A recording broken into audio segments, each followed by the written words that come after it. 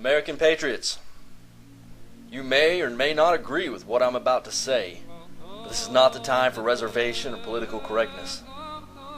What lies before us is of grave concern to freedom.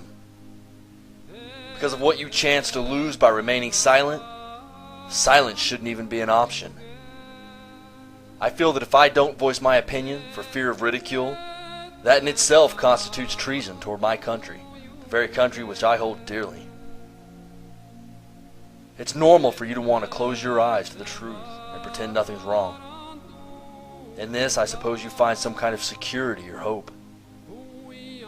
But is this the action of free men and women that value liberty? Is our desire to feel secure so powerful as to have us ignore everything that's happening around us? As for myself, no matter the fear or hopelessness that I may feel, I prefer to know the truth so that I may prepare for it.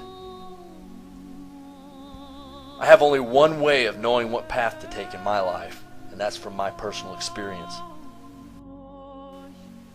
I have no way of knowing what the future holds, except looking at what has happened in the past. And looking at the past, I'd like to know what our government has done for us in the past 40 years that justifies us in closing our eyes. Is it the eloquent words of which the politicians speak? Is it the childlike ignorance and innocent demeanor of George Bush as he shredded our Constitution?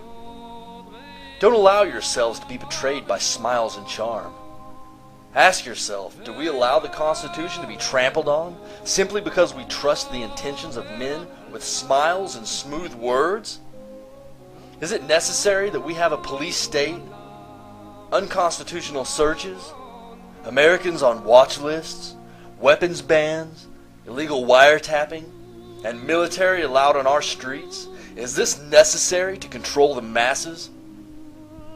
Has the average American shown themselves to be such a threat that these liberties must be encroached on for our own safety? Don't fool yourselves, patriots. These are the actions of a government asserting its power over the people, turning you into a subject instead of a free man. This is the last step to a tyrannical government. I ask you, what is the purpose of hundreds of unconstitutional laws if not to slowly condition us to submission? Can anyone justify stripping a law-abiding citizen of their liberties? Have the American people threatened the government or themselves so much as to warrant the actions that have been taken against them? No! The stripping of rights by a government without the consent of those governed is simple enslavement. And what are we to do to secure our freedoms? Should we argue to the very courts that place those shackles on our freedoms? Because we've tried that for years. Is there any other way for us to regain our freedom? We contact our congressmen. We write our senators. We petition the courts. We try every avenue that is possible. Yet it all feels in vain. Should we just give up our rights and become humble servants? What rights do we allow the government to intrude on that we have not already? At what point do we draw the line in the sand? We have and we will continue to do everything in our power to find peaceful resolution. I do fear, however, that if we are to ever truly be free again, there may be a time where we're going to have to stand up and fight. They tell us that we stand no chance against such a powerful government, but when will we ever fare a better chance? Will it be in a year? Will it be in 5 years? Will it be after the government bans assault rifles permanently? Or perhaps after they disarm us altogether?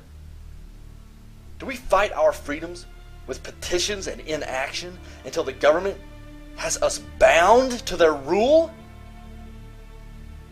Patriots, we are not overpowered if we unite under one banner of freedom and fight for our children's liberty and the defense of the Constitution. Our resolve is invincible to any standing army. They might be able to take the very breath from our lungs, but they can never rip the freedoms from our souls. Over the last 100 years, the government has succeeded in continuously stripping one freedom after the next from us. Are we not less free to live our lives today without government intrusion than we have ever been in our history? The government will never give you more freedom than you are willing to fight for. There is no retreat but in submission and in slavery. The chains have already been forged. Are you going to allow your children and your grandchildren to bear those chains? Are you going to stand idly by and cry out for peace while the government wages war on your freedoms? Is your life so precious, or your safety so paramount, that you would allow yourself to bear the shackles bound by the very government that was instated by the people? I don't know what course of action you plan on taking in this, but I can tell you for myself, give me liberty or give me death.